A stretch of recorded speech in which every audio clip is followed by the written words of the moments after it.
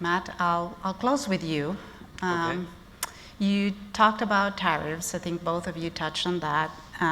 But when you look at those China and U.S. conversations on tariffs, right? There's a lot going on beyond agriculture as well. Do you have a perspective or an opinion on timeline and what would that, the impact of maybe longer term non-resolution could have for us here in this industry? Again, it's difficult.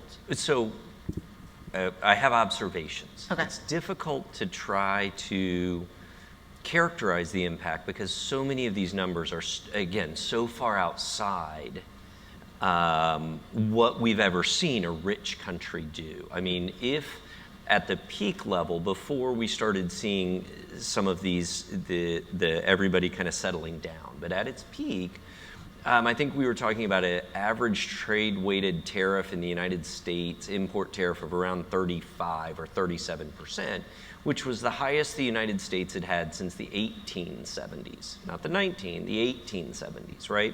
So, and no other rich country has ever done anything like this in kind of modernity. The observations I can make about kind of tariffs more broadly, and kind of some of the worries around it. When we talk about, going back to my worry, when we talk about China and when does Chinese food demand start to roll over, right? I'm a big believer this is as much, if not more, about wealth and money and income as it is about the number of mouths to feed. Well, the reason that we've seen this explosion in Chinese demand over the past 30 years is because of the global embrace of trade. And it's not just China. China's the one that we talk about the most, but some statistics I like to share. In 1980, 44% of the world's population lived on less than $1.90 a day. Current or 2017 prices, 44%. By 2000, we were at 22%. In 2017, we were under 9%. Okay, and it's not just in percentages from when. So I was born in 1971. The UN estimates there were about 2.1 billion people living on $1.90 a day, which is the threshold for extreme poverty. 2.1 billion people living in extreme poverty in the world. That's now less than 700 million. So the number of people living in just the kind of poverty we don't have in America, it's hard to even fathom in America, has dropped by 2/3 in my lifetime. Thank you. It's been hard, but I've done it.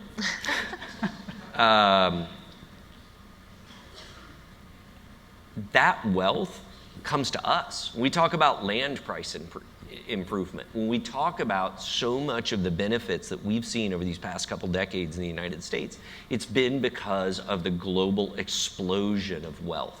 And that's been driven by the expansion of neoliberalism and democracy and trade around the world. So to me, that's my worry, is this thing kind of works. And I know that's not popular, and I don't mean it to be a political statement, but so my son, who I mentioned is in grad school, he studies physics, okay? He's getting his PhD in physics. Gravity is not political, okay? It's just gravity. That tariffs slow down the growth of an economy is not political. It's just the way it works. So that's my worry. Now, are there problems with the way that trade has been implemented in the United States? Yeah, I'm from Ohio. My family are small-town car dealerships, 3 hours from here. We're 98 years old as a family dealership. I've seen what trade has done to a lot of the industrial base in the United States. The way to fix it is not simply big, broad-based tariffs. A factor we saw, it's today, Wednesday? Yep. Monday, the higher tariffs on steel went into effect, right? And so these are an increase of the tariffs that Trump put in his first administration. Biden left them in place. But from the time he put those tariffs in until Monday, employment in steel manufacturing in the United States declined. It did not go up, it actually declined. Why? Because there were so many companies that used American steel and exported their production that after American tariffs were put on and domestic steel went up in price, they relocated their export manufacturing outside of the United States. It's a very complicated thing. And again, I don't want to make it political. I don't mean it to be. I'd love to have conversations about any, but I worry from an ethical perspective that we've made the world such a better place.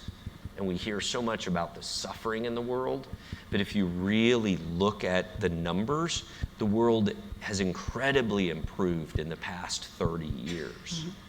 And trade is one of those reasons why. And I don't want to see us move back from that. Sure.